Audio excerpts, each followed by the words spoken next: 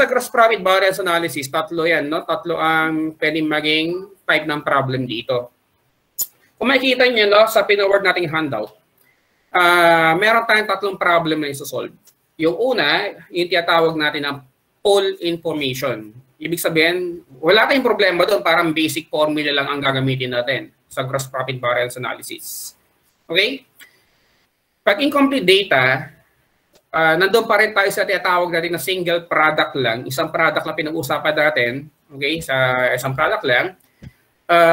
Hindi natin makikita lahat ng mga data na ginagamit natin doon sa pull information. Parang pwede siguro hindi given yung mga selling price, yung mga unit cost. Kaya gagamit tayo ng ibang method, no, para makompute natin yung mga variances.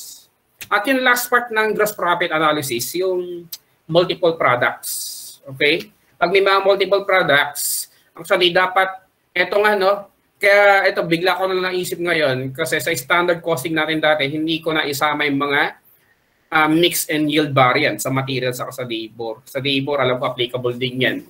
So, siguro, at least sa materials, no, mabigyan kayo ng konting idea o magkaroon tayo ng problems, no, para ma-discuss natin yung price, mix, and yield. Okay? Kasi nandun lang tayo dati sa standard costing na price and quantity variance. So ngayon, wala, no? Wala tayong idea pa tungkol dito sa price, mix, and yield. Ang alam pa lang natin yung price. Pero kung mapansin nyo, may idea na kagad kayo. Dati kasi alam natin price and quantity. Yung quantity, breakdown lang yan sa dalawa. Yung mix at yield. At yun ang siguro pag-uusapan natin next week. Kung wala na may daragdag pa, baka video recording na lang, no? Okay? Kasi konti lang naman yun.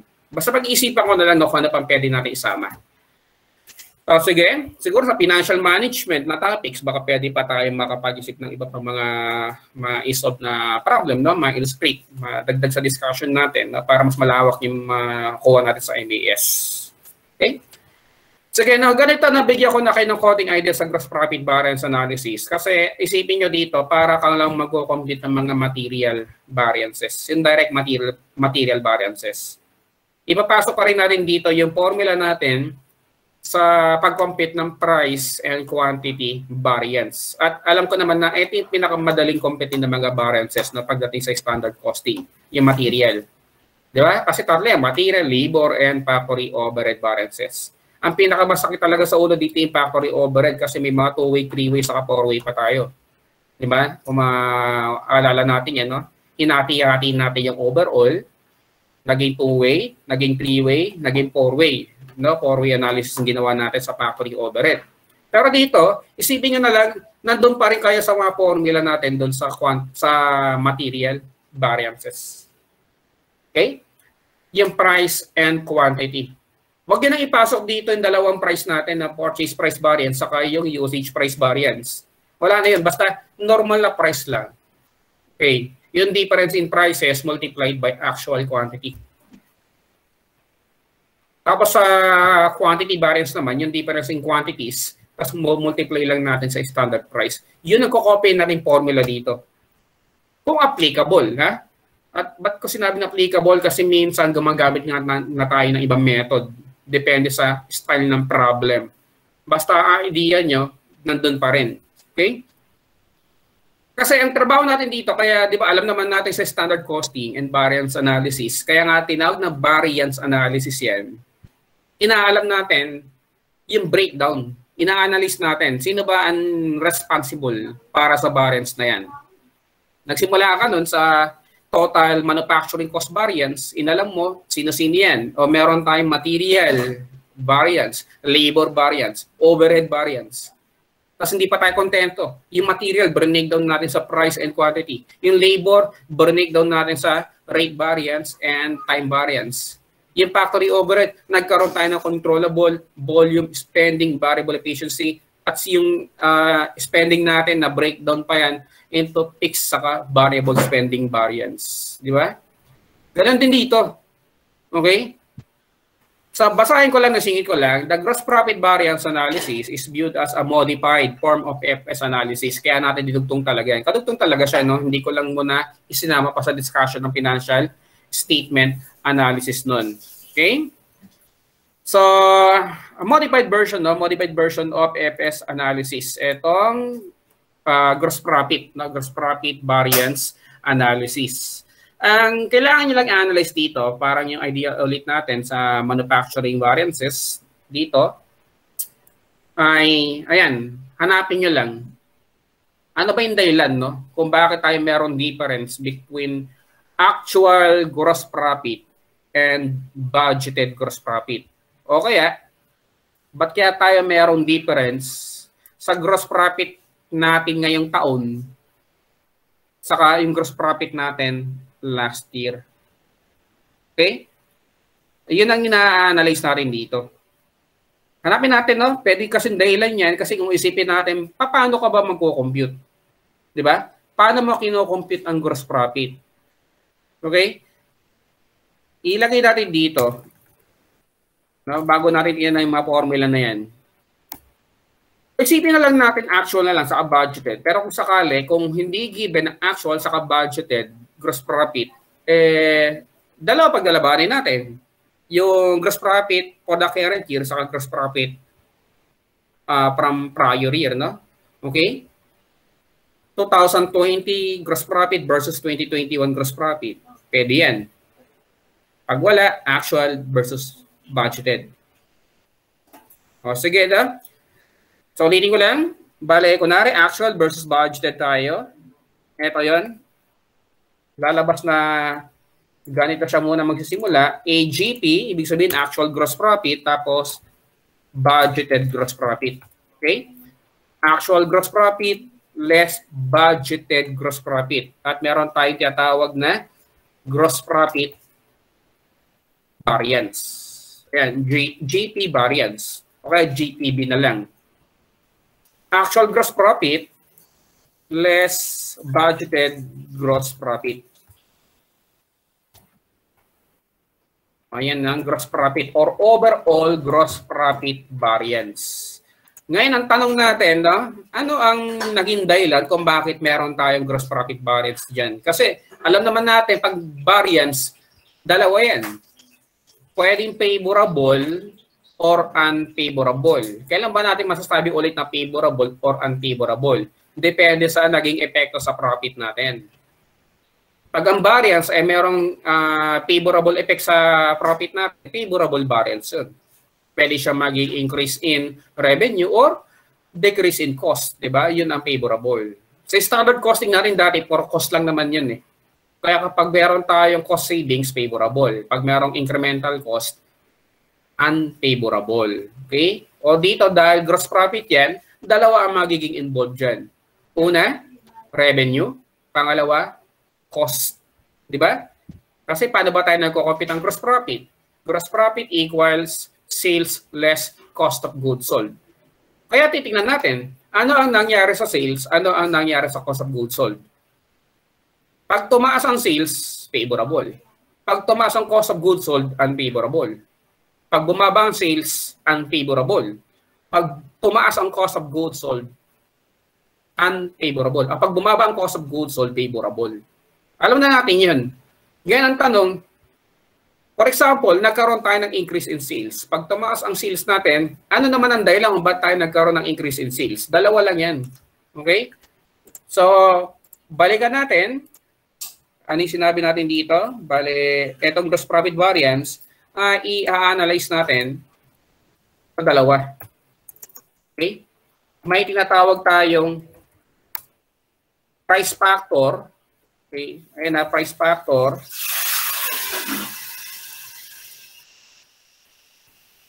And volume factor. Pagbalikan natin sinasabi ko kanina para makuha natin itong price and volume factor. Sabi ko kanina, ba't tayo nagkaroon ng difference in actual and budgeted gross profit? Kasi nga, meron tayong mga differences sa sales saka sa cost of goods sold.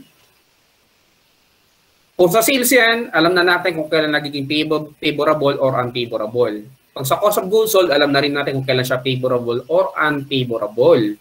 Okay? Ngayon, for example sa sales, o nakita natin nagkaroon tayo ng incremental sales. Ano ang naging dahilan ng incremental sales na yan? Pwedeng tumaas ang selling price, pwedeng tumaas ang volume, di ba? Pwedeng tumaas ang unit sold. O kaya pwedeng mas mataas ang itinaas ng selling price kaysa sa binaba ng volume.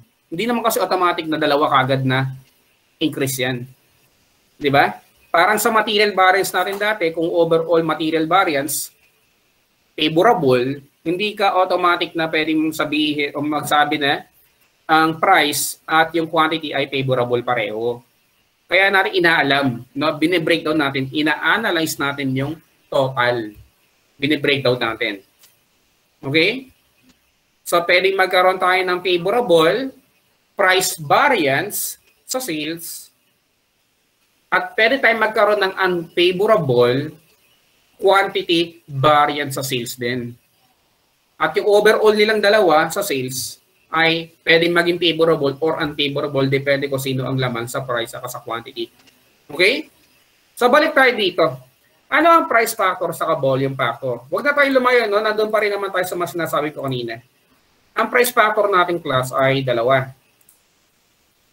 Siyempre, kung makikita mo ang gross profit, sales less cost of goods sold, ang price factor natin ay yung selling price, okay? Yung selling price and unit cost. Ayan. Selling price and unit cost. Yung change in selling price saka yung change in unit cost. Baka kasi ang selling price natin ngayong taon ay iba sa selling price natin dati. O kaya, yung cost per unit natin ngayong taon ay iba rin sa cost per unit dati. Parang gano'n lang iniisip natin. Okay? Yan kasi madaylan kung bakit tayo magkakaroon ng change in gross profit. Bakit kasi pwede magkaroon tayo ng change in sales o change in cost of goods sold. At bakit magkakaroon ng change in sales? Pwede kasi magkaroon ng change in selling price or pwede magkaroon ng change in unit cost. Okay na yan. So ngayon, ang volume factor naman, actually isang volume lang naman na ginagamit natin dito kasi hindi ka naman pwedeng gumamit ng magkaibang number of units sa sales saka sa cost of goods sold. Pareho lang naman na unit sold yan. Okay? Kaya lang, baliktad ang epekto. No? Baliktad ang epekto. Ibig sabihin, kung meron tayong increase in volume, increase in unit sold, sa sales, favorable effect yun. Okay? Pero sa cost of goods sold, unfavorable. Pero sing lang naman yung ginawa natin na change in sales. Kasi nga, ulitin ko lang, hindi tayo pwede magkaroon ng difference sa number of units. Pag magko-compute ka ng sales, unit sold times selling price. Pag na-compute ka ng cost of goods sold, unit sold times cost per unit. Ang unit sold na ginamit sa dalawang yan ay pareho lang. Ngayon, aalamin natin ilan yung nagbago, no? Ano yung naging increase in unit sold. At kung ano ang increase in unit sold sa sales, saka sa cost of goods sold, pareho lang yan. Magkaiba lang ang magiging sign nila. Yung isa favorable, yung isa unfavorable, hindi pwede maging pareho yan. Pag increase in units, okay? Pag increase in units, favorable yan pag dating sa sales. Pag increase in units, unfavorable pag dating sa cost of goods sold. Kaya hatiin natin yung volume factor ngayon.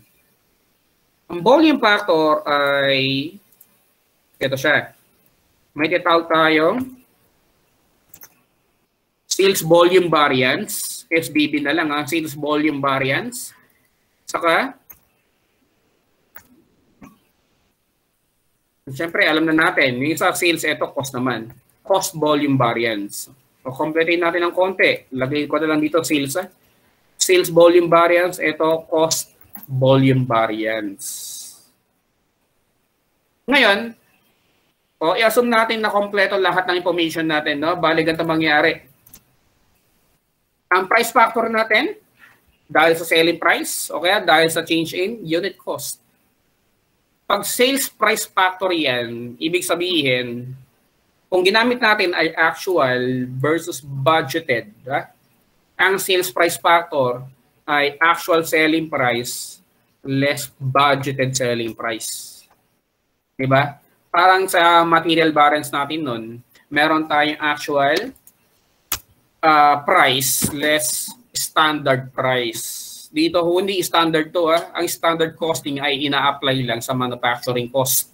Hindi yan pwedeng i-apply sa kung saan-saan, no? Sa manufacturing cost lang yan. Okay? Dito ay actual versus budget. Kaya pag sales price variance, kukope mo lang naman ang formula ng material variance pero budgeted. Budgeted ang gagamitin natin. Wala tayong tinatawag na standard selling price. Kaya nga standard costing ang pangalan ng topic na yun eh. Wala namang costing. Cost lang ang pinag-uusapan. No? Walang mga revenue na involved doon. At yung cost na yon ay manufacturing cost lang. Wala tayong variances sa selling and administrative expenses. Okay, yan. No? Balik tayo dito. Ang price factor natin ay meron tayong selling price and unit cost. Pag sales price factor, difference lang yan ng actual selling price and budgeted selling price. Kung hindi yan actual versus budgeted, gagamitin natin yung selling price ng current year, no, versus selling price ni last year. Selling price of 2021, selling price ni 2020. At lumalabas, ang 2021 yun ang actual, ang 2020 yun ang budgeted. Okay na? Malinaw tayo doon.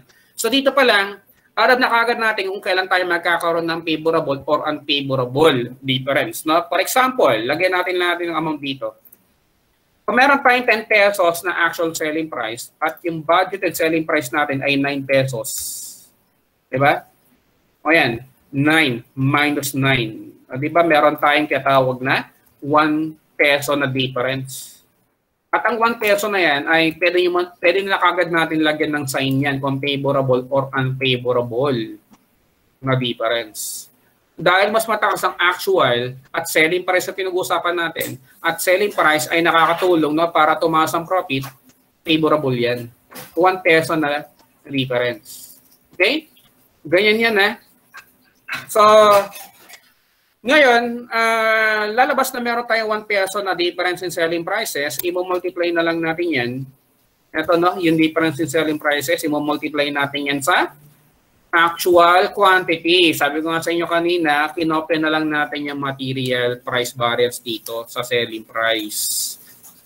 Okay? Sa sales price factor. Actual quantity or actual volume or volume ni current year. So, yun ang gagamitin natin. So, kung meron tayong 10,000 units sold, 10,000 units sold, tanggalin nyo ang produce dito. Walang kinalaman ng produce dito. Minsan lang ginagamit ay produce and sold para sale. Pero kung meron difference sa production, sa sales, gagamitan nyo yung all sales. Kasi nga, ang paliwanag dyan, nandun tayo sa gross profit. Kailan ka ba nagkaroon ng gross profit nung nakapag-produce ka ba? Di ba? Hindi. Nung nakapagbenta ka na. Kaya kung meron kang difference sa production sa sales, gamitin mo yung sales. Okay? Ayan, I understood ng 10,000 units sold yan So, ang mangyari dito, lalabas, for example, meron ka 1 peso na difference in selling prices, 10,000 pesos na favorable yung sales price factor natin. Or sales price variance. Pareho lang yan mas ginagamit lang sa gross profit analysis yung sales price factor. Alam na natin yan kung ano ibig sabihin nun. Okay. Ngayon dito, sa isa pang price factor, yung unit cost o minsan tinatawag siyang cost price factor. Okay, na-encounter ko rin yun. Ang gagawin natin dito ay, siyempre, alam na natin, no, parang kukopin lang natin dito yung formula ng sales price factor. Ano ang AUC? Actual unit cost. Actual unit cost less budgeted unit cost. Actual unit cost less budgeted unit cost. Yun ang magiging formula natin dyan, no, sa cost price factor. Okay. So dito, ulitin ko lang, cost price factor or yung, ayan, yung difference in unit cost natin, sabihin na natin, Meron tayong binigay dyan na 7 pesos. No? Okay, 7 pesos na actual unit cost. Tapos, budgeted unit cost ay 6.5 o 6.5. So, ibig sabihin, kung 7 pesos yan sa 6.5, angat ko na lang dito, no? So, yan, 7, 6.5. Ang 0.5 ay yung difference silang dalawa at pwede na natin lagyan niya ng sign na ano siya. Dahil cost ang pinag-uusapan natin dito, nagkaroon ka ng increase in cost at negative effect yan sa profit, unfavorable. Okay? 0.5 na unfavorable. Kasi yung difference na 0.5 na yan ay i-multiply lang natin sa actual quantity. At hindi ka pwedeng gumamit ng kahit anong quantity na iba sa ginamit mo doon sa sales price factor. Pareho lang yan. Okay? Parehong unit sold yan. Kaya magiging sagot natin dyan na, for example, gamit yung mga data na yan ay 500 pesos. Unfavorable. Ayan eh. So pag pinasolve kayo ng sales price factor, ganyan na solution. No? Ganyan ang formula natin. Pag cost price factor, ganito naman. Sige na. Tuloy na natin. Ang sales volume variance saka cost volume variance o sales volume factor, cost volume factor, ay kukopay natin yung formula ng material quantity variance. Paano ba yung formula nun? Di ba difference lang yun ng mga quantities? Actual quantity saka budgeted quantity. Okay? Actual quantity less budgeted quantity.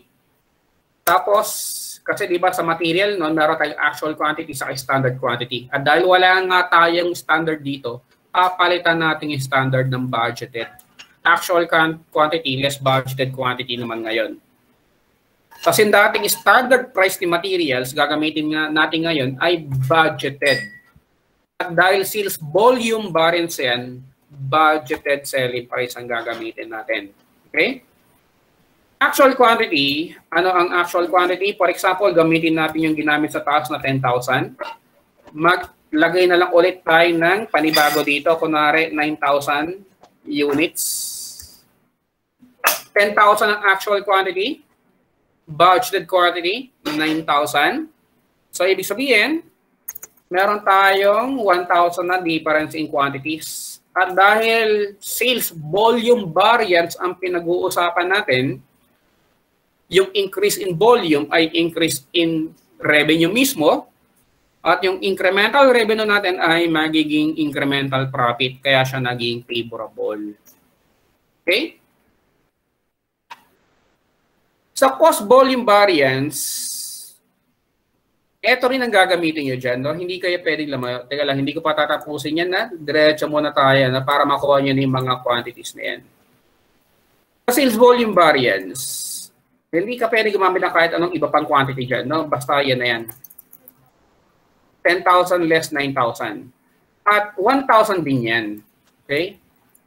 Hindi ka rin pwedeng gumamit ng kahit anong iba. Basta yan yung 1,000. Pero, ang mangyayari, papalitan nyo siya ng sign. Kasi cost na pinag-uusapan dyan. Yung increase na 1,000 units ay magiging incremental cost at ang incremental cost ay decremental profit. Kaya siya naging unfavorable ngayon. At ulitin ko lang, pareho yung 1,000. No? Pareho ng change in number of units pero baliktad no magkaiba ang epekto sa profit kaya magkaibang sign na ilalagay natin. Pareho lang ng 1,000 units pero yung isa favorable, yung isa unfavorable. At yun na nga, i-multiply na lang natin yan sa budgeted selling price. Kung for example, meron tayong 9 pesos dito, 1,000 times 9 pesos equals 9,000 pesos favorable. Okay? At dito, ito, ginamit ko lang yung 9 pesos na budgeted selling price. Sa cost naman, sa cost 6.5. 6.5, i-multiply natin siya dito. Ayan. Budgeted unit cost. Kaya tayo magkakaroon ng 6,500 pesos na unfavorable cost volume variance. At dapat, kung ano man ang pinaka-sum ng lahat ng yan, eto, okay, yan, etong 500 unfavorable cost price variance, 9,000 favorable sales volume variance, 6,000 unfavorable cost volume variance. No? Pag tinotal natin lahat yan, ang makuha natin ay 10,000 favorable less 500. Okay? O pag sumasama yung muna lahat ng favorable, para madali, 19,000 yung lahat ng favorable, 7,000 ang lahat ng unfavorable. Kaya meron tayong 12,000. No? 12,000 na favorable overall gross profit variance. Okay? 12,000 favorable na overall gross profit variance. Na kung tutusin, pwede man naman ng competing niya sa simula pa lang. Dito. Parang ganito. Magkano actual gross profit? Ang actual gross profit ay actual gross profit per unit. Anong actual gross profit per unit?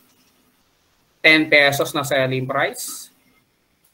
Less 7 pesos na actual unit cost. Meron tayong 3 pesos.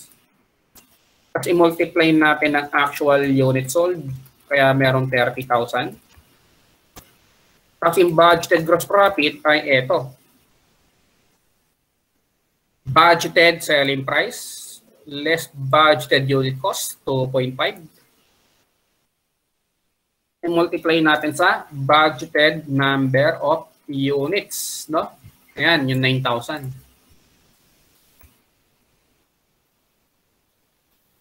9,000 times 2.5 equals 22. Tama ba, no?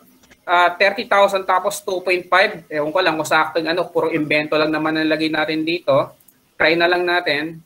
Mukhang hindi uubra, no? 2.5. Okay? Times, teka lang checkin natin. Budgeted selling price 9, tapos 2.5. Okay? Ayan, 9 less to 6.5 equals 2.5 times 9,000 na unit sold equals 22,500. O yan na, no? Medyo may difference tayo dito kasi mga invento lang yung amount. Baka may naging difference ako dyan. Sa ngayon, basta sa ngayon, gato na lang Checkin ko na lang ulit yung mamaya. Baka may mga nagkaroon lang ng conflict dyan.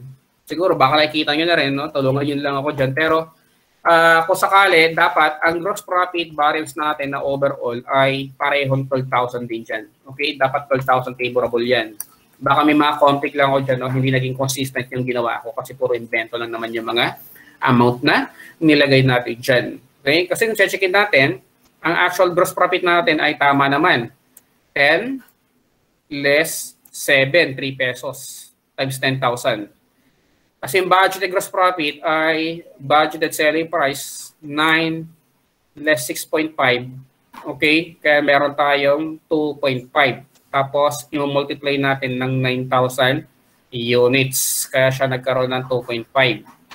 Dapat 7,500, no? Pero, for discussion purposes na lang, sakaling wala tayong naging conflict na sa mga inimbento natin dyan, dapat ang gross profit variance natin ay ma-explain to, no? Na mga breakdown natin dyan.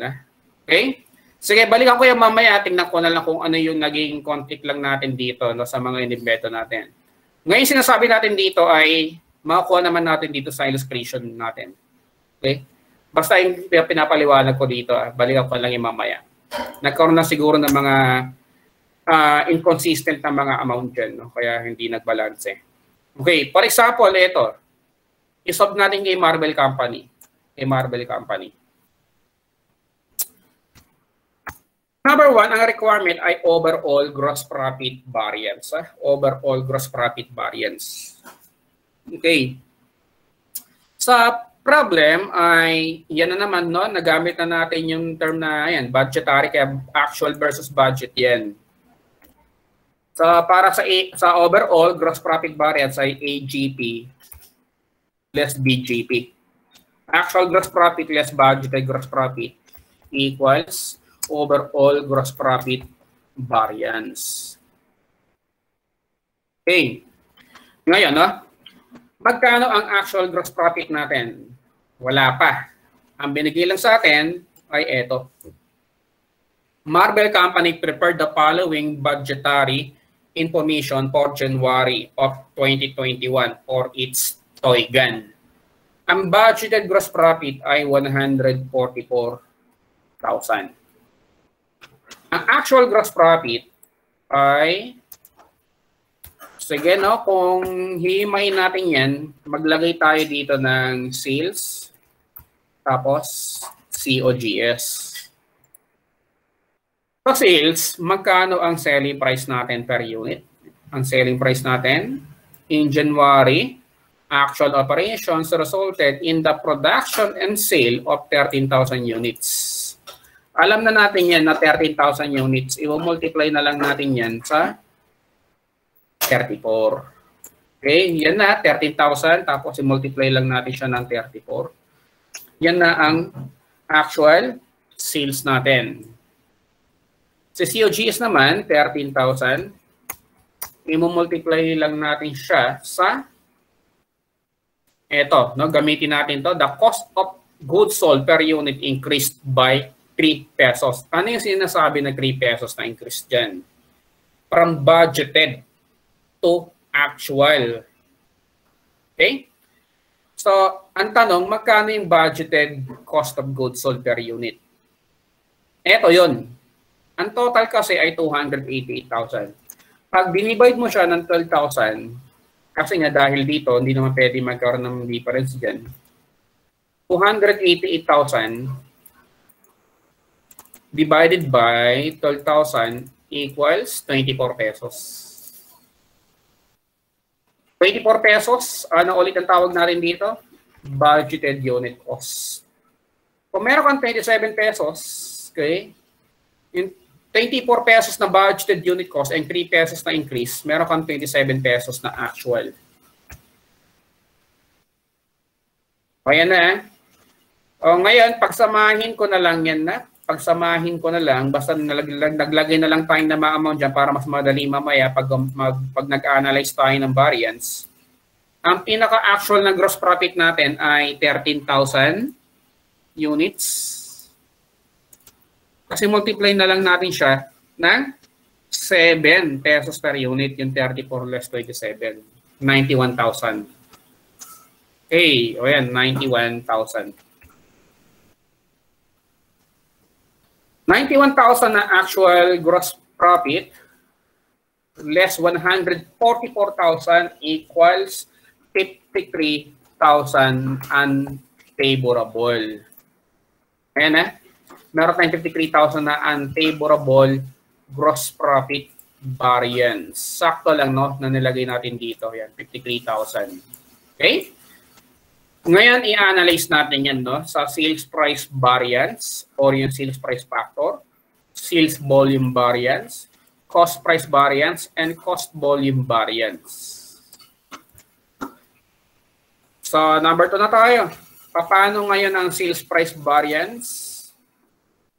SPV, sales price variance, equals actual selling price less budgeted selling price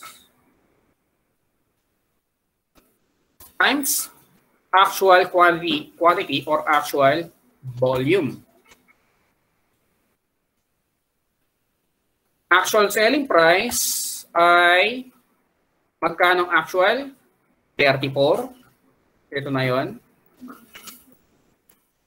Budgeted selling price. Computin natin. I-divide din natin ng 12,000 to. 432,000 divided by 12,000 equals 36 pesos.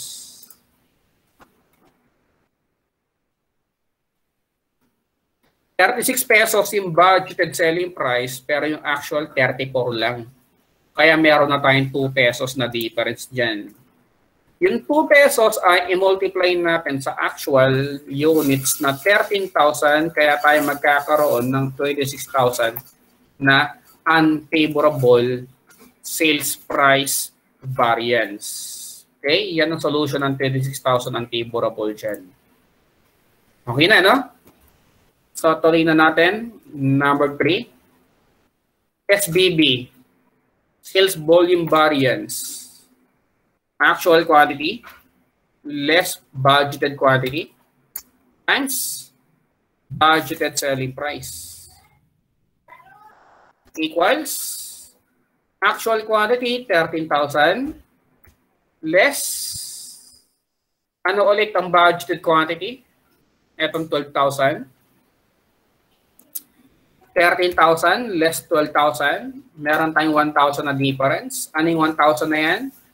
Favorable kasi sales volume variance ang kinocompute natin dito. 1,000 favorable difference in quantities times natin sa budgeted selling price na ano ulit yung kinompute natin dito kanina? 36, no? Ayan, 36 pesos. Okay, note lang natin dito, 36 pesos ay budgeted selling price. Budgeted selling price, 36 pesos. I-multiply natin doon sa 1,000 na difference. Okay, ang 1,000 ulit ay favorable. Kaya meron tayo dyan, 36,000 favorable.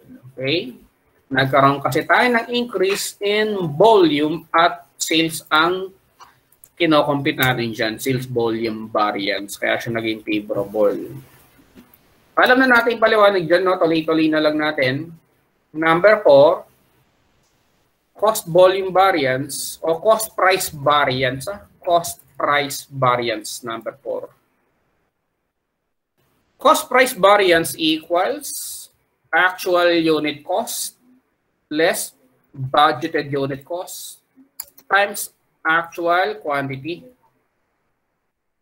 Actually, no, meron tayong given dyan na 3 pesos na unfavorable. Pero for formality na lang dito, no, ilagay na lang natin.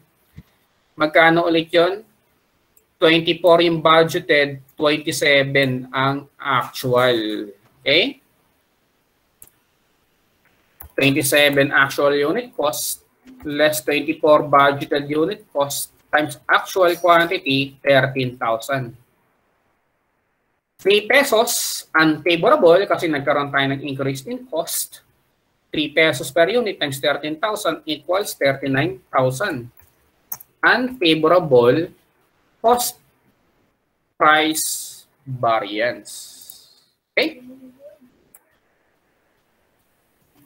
At last na ay number 5, cost volume variance. Cost volume variance equals volume variance yan, kaya gamitin na natin to. Actual quantity less budgeted quantity. Palitan lang natin to, gawin lang natin siyang budgeted unit cost. Bale, dyan na rin tayo pupunta sa 13,000 less 12,000. Yung kanina sa sales volume variance, yung 1,000 ay favorable kasi sales yan. Dito, ang 1,000 na increase ay unfavorable kasi nga cost na. 1,000 unfavorable difference in volumes, tapos i-multiply na lang natin siya sa budgeted unit cost na 24 pesos. Okay? Ito yan, yung 24. 1,000 times 24 equals 24,000 unfavorable. Okay? 24,000 unfavorable cost volume variance. At tingnan natin na kung tama yung sinasabi natin kanina pa doon sa nagkaroon tayo ng conflict dyan. Okay? Doon sa mga inimbento ko kanina. Dapat, etong apat, no? Yung apat na yan ay maging equal dito sa 53,000. Okay? O, tingin natin. 53,000 unfavorable, no? Pagsamahin muna natin yung dalawang unfavorable dito. Yung 26,000 na unfavorable, saka, tatlo pala, no? 26,000 unfavorable, plus 39,000 unfavorable, plus 24,000 unfavorable, less 36,000 favorable equals 53,000 unfavorable. Okay? Ganun yan, ha? Yung pag-add sa minus yan ay depende sa mga sign. Inad ko yung tatlong unfavorable, tapos ililess natin yung nag-iisang favorable. At meron tayong net unfavorable overall gross profit variance na 53,000 pesos. Ayan, no? Kaya wala tayong problema dyan, no? Pareho lang yan. Okay? Same siya dito. Yan ang okay dyan kapag complete ang information natin kasi madaling i-memorize ang formula. Kasi kinopya lang talaga natin ang formula natin sa material variances. Paano, no? Okay na tayo dito, ha? Laktawan na natin yan. Paano kung nagkaroon tayo ng incomplete information dito? Bitin yung mga given na data. Okay, for example, isolve na natin itong next na problem natin. Yung kay BC Company. Illustration, gross profit analysis with a single product ulit, pero incomplete information. BC Company has requested you to determine the cost of the difference between its 2021 and 2022 gross profit based on the following data. Given lang dito ay 2021 and 2022 na total na, no? Total sales, total cost of goods sold, total gross profit. At wala nang ibang binigay kundi ito, no? No additional data was made available except that unit sales increased by 20% in 2022. Okay, yan ang pinaka-importante dyan. Magamit natin 20% na yan. Required. Number 1, overall gross profit variance. Rito hindi na yung budget versus actual. Current versus prior year. Okay? 2022 versus 2021 gross profit. 2022 gross profit, so number 1 na tayo, overall gross profit variance. 2022 gross profit, 2021 gross profit, overall gross profit variance. 2022 ay 72,000. 2021, 80,000. 8,000 na overall gross profit variance. Ano siya? Dahil mas mababa ang 2022 kaysa sa 2021, no, bumaba ang gross profit, unfavorable. Okay? Kaya meron na tayong solution dito sa binigay na 8,000 unfavorable. Ngayon, yan lang medyo madaling isolve talaga dyan, pero yung mga sumunod, paano nang gagawin natin? Ganito ang gagawin natin dito. Kunwari, number 2, price factor. Kanina, pinaliwanag natin dito na ang price factor ay dalawa. Tama naman yan. Price factor. May tinatawag tayong sales price factor, saka cost price factor. Okay? Ngayon, pag sinabing price factor lang, pag salin na problem, ay ibig sabihin nun, sales price yan, ha? Sales price factor. Kasi may tinatawag tayong, sa iba, no, sa ibang mga problem na encounter natin ay cost price factor. Alam natin yan, na difference ng unit cost yun. Pag sales price factor, specific yun. Pero pag sinabing price factor lang, silent na problem, sales price factor yan. Okay? Kasi ang cost price factor ay, ito naman tawag sa kanya, cost factor. Okay na tayo dyan na. Sige, ano na tayo, no? Number 2 na tayo. Number 2, di ba ang formula natin sa sales price factor ay actual selling price less 2022, no? 2022 na selling price less 2021 selling price times 2022 quantity. Kaya lang malabo yun. Kasi nga, ito nga, incomplete information tayo ngayon. Anong gagawin natin dyan? Gamitin natin to. Nagkaroon daw tayo ng increase in units na 20%. Parang kung titingnan natin class, no? For example, ang 2021 sales ay 200,000 pesos. Ang 2022 sales ay 252,000 pesos. Okay? Ngayon, pag nag-focus tayo sa increase in unit sales na 20%, no? Tapos i-assume natin dito na wala tayong ibang nangyari dyan, no? Walang kahit anong nangyari na bukod dyan. Ibig sabihin, walang change in selling price, walang change in unit cost, 20% increase in sales lang. Di ba dapat ang 2022 sales ay ganito. Lagyan natin without change in selling price. Pag walang change in selling price, dapat ang mangyayari sa 2022 sales na yan ay mamamultiply lang siya sa 120%. Tama, di ba? Isipin yan, no? Nagkaroon lang kasi tayo ng increase in unit sales na 20%. Kaya dapat, from 200,000, i-multiply lang natin siya ng 120%. Gamitin nyo na rin yung pinaka natutunan natin doon sa CBP. Di ba? Ganyan ang ginagawa natin eh.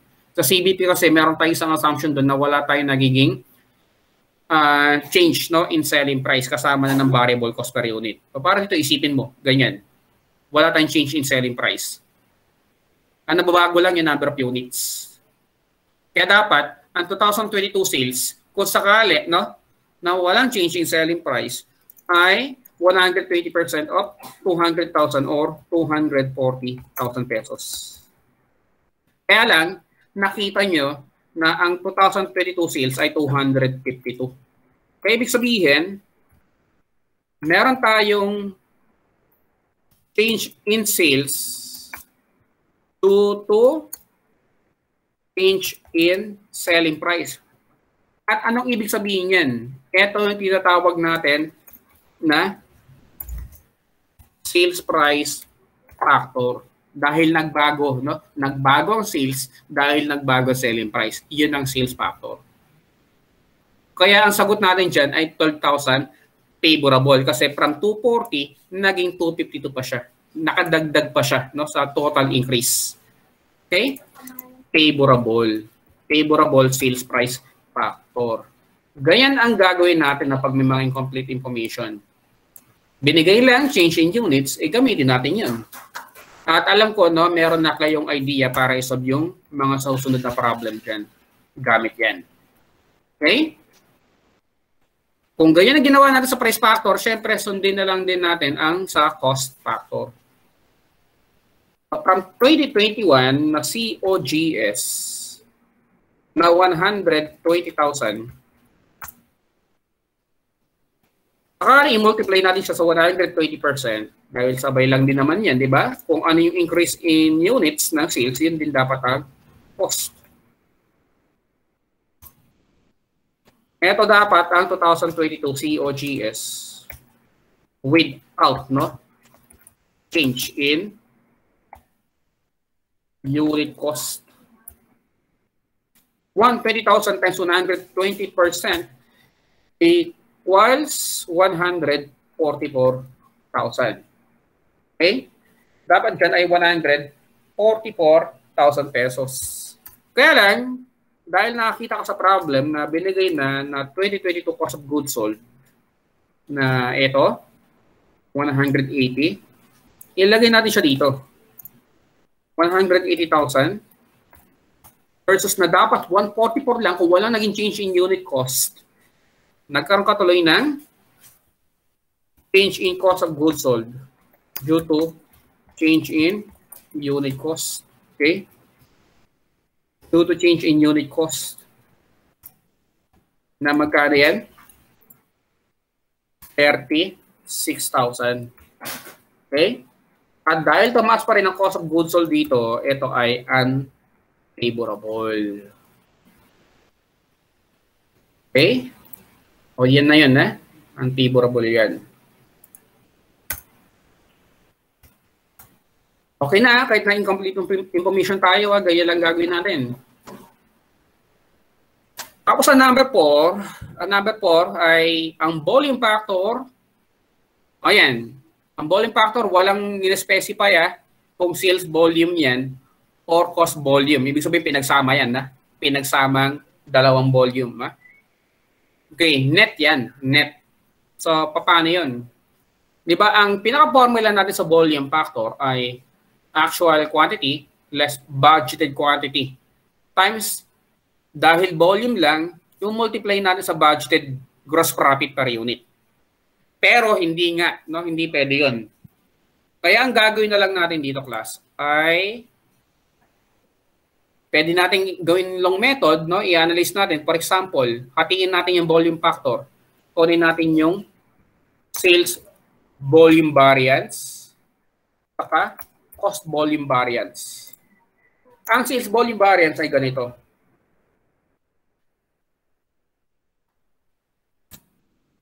Ito na, huwag tayong lumayo. Okay na rin to. Ayan.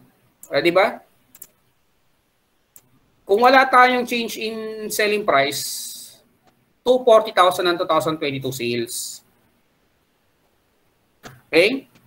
From 200. Kaya ibig sabihin, yung increase na 20% o yung total niya na 40,000 pesos ay favorable na sales volume variance. Okay? Ayan yun Sales volume variance, 40,000. Favorable. Tapos, sa cost volume naman, huwag na rin tayo lumayo, eto na yun.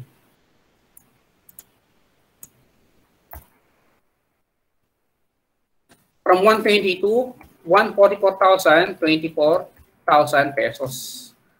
CBB yan, cost volume variance. At pag pinagsama natin itong dalawang to, ayan pagsamahin yung dalawang yan, 40,000, favorable. Tapos ito ay unfavorable. Okay? Meron tayong 16,000, 16,000 pesos na favorable volume variance. Okay? O yan.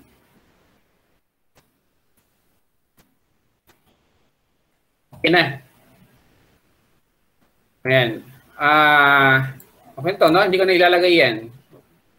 Nandiyan yung sagot natin, 16,000 favorable volume variance.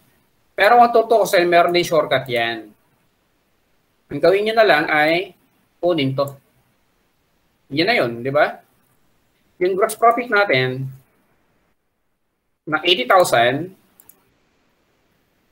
noong 2021, okay, noong 2021 meron na tayong gross profit. I-multiply na lang natin siya sa increase, in unit sold. Yun na yun. Okay. 20%, At ito na yung tinatawag natin na volume factor. 16,000 pesos favorable dahil increase na nangyari. Okay. O yan na, Yan lang ang sa single product. Sige, napakitingnan muna ng solution na to. Tapos, mga after 2 minutes, mag-multi-product na tayo. Tingnan nyo kung anong ginawa natin.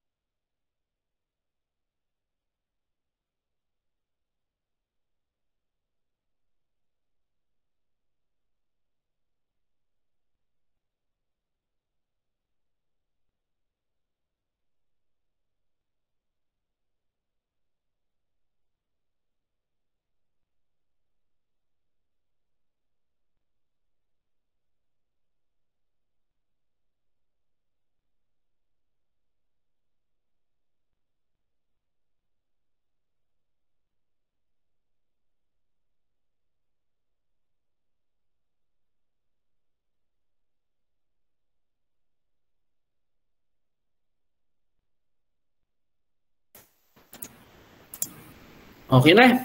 Sige, no? Tapusin natin tong gross profit variance analysis. Doon na tayo sa multi-product. Sige na, hindi ko na muna, mamaya na natin pagbasehan itong mga nilagay natin ng mga formula dito. Basta isipin niya pa rin, no, yung pinaka-concept natin doon sa single product. Gawin lang natin 2 products lang dito. Ayan, may mga sagot na yan. Lagay lang natin ng mga formula nila. Okay? Kung tutusin, no, ang konti na mga given na data dito, pero medyo mahaba ang mga solution dito. Lalo na dito sa mix factor, sa mix factor. So, ba't kaya tinawag ng mix factor yan? No? Sige, paliwanag natin mamaya. Kung tutusin, yun pa rin naman talaga yan. Overall gross profit, price factor. Pag nangyari, kung mayroon tayong multi-product, edi tag-isa natin competent, no? Tapos i-total natin, yun ang price factor. Ganun din yung cost factor. Iba nga lang sa volume factor. Okay? Sa volume factor, kailangan natin i-average yung gross profit ng 2 product. Sa price, sa cost factor, pareho naman price factor yan, no? Yung isa, selling price, yung isa, unit cost. Kailangan yung competent yung individual, no? Individual variance ng price saka unit cost. Tapos i-total nyo, yun ang magiging sagot. Sa volume, kailangan nyo lang, parang magko-compute ka lang din ng usual na, normal na volume variance lang din. Actual volume, less, 2022 volume less 2021 volume, tapos i-multiply natin sa budgeted gross profit. Ganun din. Kaya lang yung budgeted gross profit per unit dito ay dapat average ng 2 product. Yung mix factor na lang yung medyo pag-uusapan natin mamaya. Ngayon, meron na kayong idea sa unang 4, no, pag multi-product. So, solve na natin. Number 1, overall gross profit variance. Ganito ang gagawin natin. 2022 gross profit versus 2021 gross profit. Okay, so 2022 gross profit. So para madali, no, shortcut na lang natin kasi normal na magko-compute ka lang din naman talaga ng ano yan, ng gross profit dito. Pagsamahin mo lang yung 2 gross profit ni na product A sa ni product B, ganun lang gagawin natin. So for example, si A, paano natin kukumpitin ng 2022 gross profit? Diba meron siyang 4 pesos dito, no? 4 pesos na. Singitan na lang natin dito, no, ng gross profit per unit. 4 pesos, tapos ito 3 pesos. Ito 5, ito 2 pesos. Ayan, no? Nalagyan na natin para mas madali. Okay. Sige, no? Bale, sa 2022 gross profit, si A ay 4 pesos. I-multiply natin siya sa 6,000, no? 6,000 units. Kasi add natin yung gross profit ni B. 3 pesos per unit. I-multiply lang natin siya ng 4,000 units. At paki-total na lang yan, ang mangyayari ay 24,000. Okay? 24,000 plus 12,000. 24 plus 12 equals 36,000 pesos. 36,000.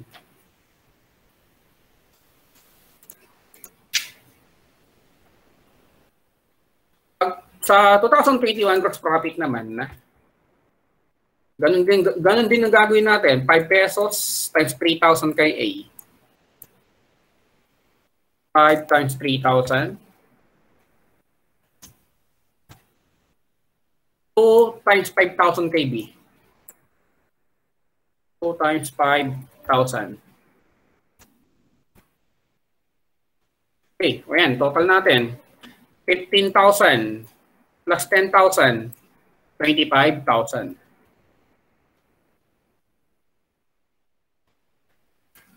Overall, gross profit variance, 11,000, no? Nagkaroon naman ng increase kaya favorable. 11,000 favorable. Okay? O yun yung sagot natin sa number 1. Kaya mapansin nyo, ganun din pala, no? Ganun din ang gagawin natin. Tinotal lang natin. Ganyan hanggang number 3 ang gagawin natin, no? Or ito-total nyo lang. Single product, alam na natin kung anong gagawin dyan. Pag ginawa yung multi-product, ganun pa rin ang gagawin dyan, pero ito-total nyo lang, no, sa dalawang product. So number 2, price factor. Ganito, no? Bale, ang gagawin lang naman natin dyan ay 2022 selling price tapos versus 2021 selling price. At sabi ko nga kanina dito, no? Pagsamahin nyo lang yung dalawa. Kaya maggawa na lang tayo dalawang column para mas madali. Column ni product A tapos column ni product B. So, for product A, ang selling price natin ng 2032 ay 10 pesos. Ano, 10 pesos. Tapos, si product B naman, 6 pesos. No? Yan, 6 pesos. Tapos, ang gawin lang natin, iles yung 2021 selling price sa unit cost. Selling price, no? Ni product A, ito, 9 saka 5. Ito, no? Baling row na yan, 10, 6, 9, 5.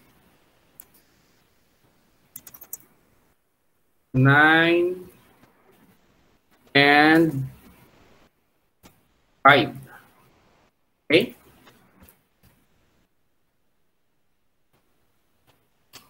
So, meron tayong difference dito na 1 peso. Alam na natin kung ano yung 1 peso na yan. Favorable yan kay A. Ganun din kay B. Di ba? Tag 1 peso sila. Tag 1 peso na favorable. Tapos i-multiply na lang natin. Sige, lagyan na natin ang sign dito para madali na lang. I-multiply na natin yan sa 2022 quantity. Okay? 2022 quantity. So, 2022 quantity is 6,000 and 4,000. 6,000 and 4,000. Ito yun. 6,000, 4,000.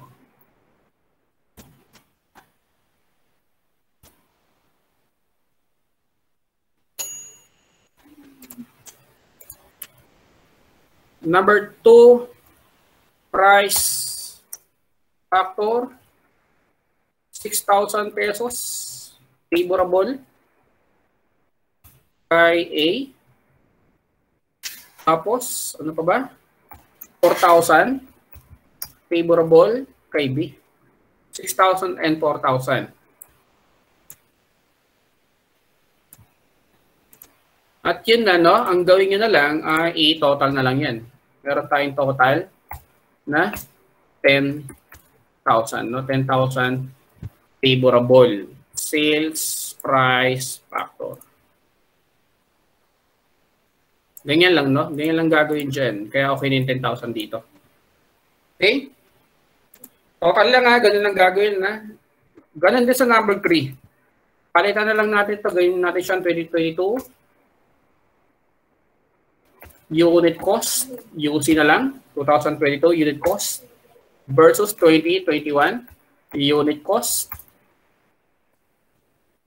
Difference, no? Yung difference ng unit cost na yan, kasi multiply na lang sa 2022 quantities. Ayan. Pero tayong cost factor dito. Dalawang products ulit dyan. A and B. Si A, ang unit cost, ito. Si B, 3, no? 6 saka 3. 6 and 3 pesos. Tapos in 2021 naman nila, ito in 2022, 2021, 4 and 3. 4 and 3. Ayan. 2 pesos, saka wala, no? 0. 0 kay B. Ang quantities, ito na yan. 6,000 saka 4,000. At yun na, meron ka ng cost factor. 12,000. Ano nangyari, di ba? Puro increase yan, no? Puro puro increase, no, in unit cost. Ay 8 from 4 naging 6, kaya yung 2 pesos lagyan natin dito ng unfavorable. Okay, 2 times 6,000 equals 12,000 unfavorable. Ito, wala nang sign yan, no? Zero lang din naman ang lalabas diyan, kaya pinakasagot natin dito ay 12,000 unfavorable. Okay, o lagyan na natin dito.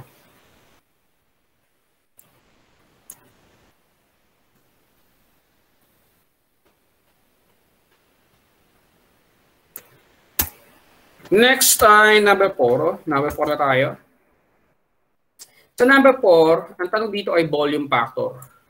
Sa volume factor, base sa formula nilagay natin dito, ang volume factor natin ay, eto yon, change in quantities, tapos i-multiply natin ang average budgeted gross profit per unit. Kung walang budget, edi yung prior year ang gagamitin natin. I-average lang natin yung mga product, kung anong gross profit nila i-average natin. So, base doon, ano ang change in quantities? Meron tayong 2022 quantity, tapos 2021 quantity. May difference. Ang 2022 quantity ay pagsasamahin na natin. Ito na yon. 10,000 sa 2022, 8,000 naman sa 2021. Kaya natin i-average yung gross profit per unit kasi pinagsama natin yung quantities. Okay? 10 saka 8,000 na. 10 saka 8,000. 10 and 8,000. 2,000 favorable. Kambaas yan. Sa gross profit tayo, kaya yan. Favorable yung increase na 2,000 units. Difference na 2,000, i-multiply natin sa 2021 gross profit per unit. Average gross profit per unit.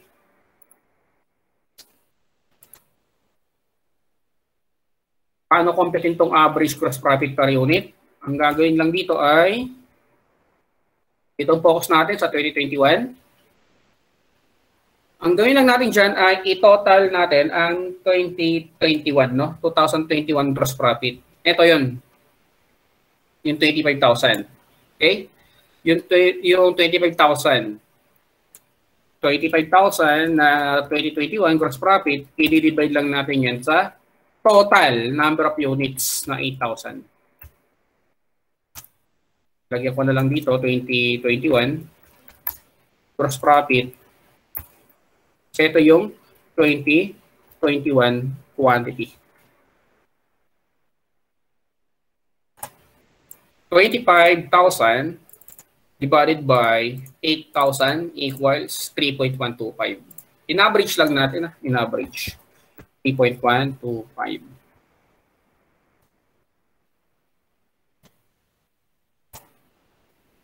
At yun na, no? Meron na tayo dito volume, no? Volume factor.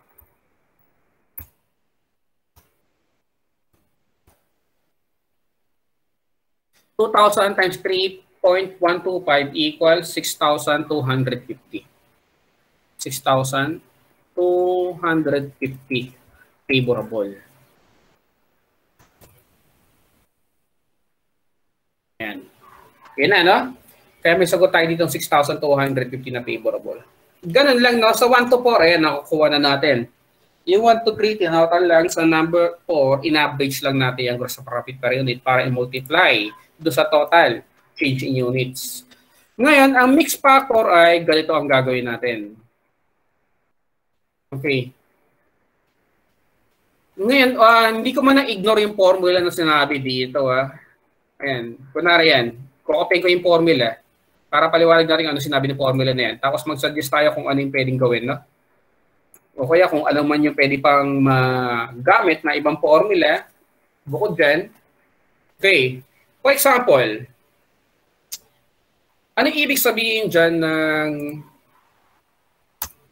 sug natin ng konti, no? Kasi konti lang space. Sug natin dito. Okay? Ano ibig sabihin ng sinasabi dyan? Average gross profit per unit based on actual volume at budgeted prices. Ang haba ng pangalan, di ba? Para nakakalito na yan. Gato kasi na pag sinabi mixed variance, ibig sabihin, parang sa materials din, kahit na wala tayong idea doon, kasi pag sinabing mix, yung halo, no? Yung halo ng dalawang product, paano yung mixing nila. Okay? Kaya difference yan ng 2021 na mix saka 2022 na mix. Parang ina-assume natin dito na walang kahit anong ibang nangyari, kundi yung changes lang, no, sa mixing na mga product natin. Okay. For example, ito ang mix variance ay wala nang tinatawag dyan na sales mix saka cost mix variance. O sakali, siguro mamaya natin pag-usapan yan. Basta dito sinabi lang ay mix variance, kaya diretso tayo sa gross profit. Okay? Yung sinasabi na average gross profit per unit, gatong gagawin natin. I-average natin dalawang product. Ito si A, tapos meron tayong B. Okay, ayan. For example, si A, ang kay A ay ganito magiging solution natin. Magkano ang, ulitin ko lang difference in sa mix yan. Kaya isipin natin walang ibang nangyari. Kaya gagamitin natin 2021. Parang isipin natin walang magbabago Ganun pa. Kung ano nakita na sa 2021, yun pa rin ng 2022. Except na nagbagong mix. Ito yun. Ito yung mix Kunwari in 2021, ang mixing nila ay 3:5. Tapos 2022 ay 6:4. Yung ratio ng mga sales nila. Yun ang mix. Kaya ibig sabihin, yung iba, walang pinagbago, parang yung maging assumption natin.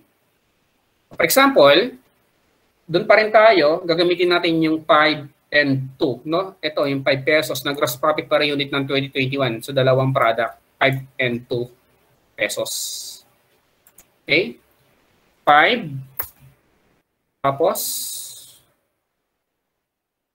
sa product B naman, 2 pesos. Ganun nandito 5 and 2. Ngayon, anong ibig sabihin yan? Okay. Yung sinasabing average gross profit per unit based on actual volume at budgeted prices, ito, gagamitin natin dito yung average gross profit per unit na naapektuhan ng change in mix. Ibig sabihin, yung pag-average natin ay gamit ang 2022 mix. Okay? So, bali ganito yun. Kay A ay 6/10. Di ba? 6:4 ang ratio nila Ayan. Tapos, kay B naman ay 2 times 4/10. Yan ang mixing nila noong 2022. Okay? Yung tutukoy na actual volume dito ay yung 2022 sa atin ngayon, 2022. 2022 mix, ang ginamit natin, in-average natin ang gross profit per unit ng 2021 na gamit ang mix, no, yung mixing natin noong 2022. Kaya yan ang ginamit natin, yung ratio ng mga products noong 2022. At syempre, alam nyo na kung anong gagamitin dito sa baba. Gamitin naman natin yung 2021 na mix na 3,000 saka 5,000. 3:5. 3/8, 5/8 ang mangyari dito. 3/8 plus 2 times 5/8. Ayan. Kaya kung mapansin nyo, hindi natin binago ang gross profit per unit. Okay? Gamit pa rin yung dati kasi nga, inaasam natin na walang ibang magbabago dito kundi yung mix nila. Ayan. Okay? Ang mix variance ay under pa rin naman talaga siya ng volume variance. Pero yung mixing nga ang hinahanap natin dito. Kaya parang gagamitin pa rin talaga natin yung formula ng volume variance. Kaya ginamit natin yung mga budgeted, no, or yung prior year na gross profit per unit. 'Di ba? Yung 5 saka 2. Naapektuhan lang ng 2022 mix. Okay? So, itong XX na yan, papalitan natin siya. Bale, 3 pesos to, plus 0.8 equals 3.8. 3.8. Yan, 3.80. At ito naman, yung 5 times 3 over 8 plus 2 times 5 over 8. Okay? 5 times 3 over 8 equals, ito siya, 1.875. 2 times 5 over 8 equals 1.25. 3.125, no? 3.125. 125. At ayun na, no? Meron tayong increase or decrease in average gross profit per unit due to change in mix yan, due to change in mix na magkano? 0.675. Ayan, yung difference nila, 0.675. At anong nangyari? Nagkaroon tayo ng favorable change in mix. Hindi nagbago mga prices, pero dahil nagbago ang mix, nagkaroon tayo ng favorable effect sa profit. Okay? Parang iniisip natin, parang, di ba, ang pinaka-idea natin dito, no, gamitin natin yung natutunan natin sa CBT, di ba? Pag wala tayong pinag-uusapan ng mga constraint, ang pinaprioritize talaga natin na sales, yung product with the highest contribution margin per unit. O dito, product with the highest gross profit per unit. Ibig sabihin, mas marami ang benta nun. Kaya dito, for example, si A ay mas mataas ang gross profit per unit niya kaysa kay B. At kung mapansin natin, mas malaki ang fraction niya noong 2022. From 3 over 8, naging 6 over 10. Kaya naging pabor yun. Si B na mayroong mas mababang gross profit per unit, from 5 over 8, naging 4 over 10 na lang. Tama lang yun kasi mas mababang gross profit per unit niya. Okay? So, yun na mga paliwanag dyan. Kaya yan ang tinatawag natin na mix variance. Yan din ang apply natin, no, pag diniscuss natin kung sakali yung price mix and yield variance. Okay? Sige, no, meron tayong 0.65 na favorable kasi nga naging pabor sa atin na nagkaroon ng mas maraming sales si product A kasi mas mataas ang gross profit per unit niya. 0.675 favorable, i-multiply na lang natin yan sa total actual quantity sold, pero hindi naman tayo actual dito. Gagamitin natin yung 2022. Parang binasi lang din natin yan sa formula, no? Kasi per unit to, no? Per unit talaga naman i-multiply pa natin sa sa units, 'di ba? Number of unit sa unit cost. Okay, sa gross profit per unit. Okay, eting per unit, gross profit per unit, i-multiply naman natin ngayon sa actual quantity or sa 2022 na quantity. At dahil average ng dalawang product yan, i-multiply natin sa pinagsama. Ayan. 10,000. 10,000 times 0.675 equals 6,750 favorable mix variance.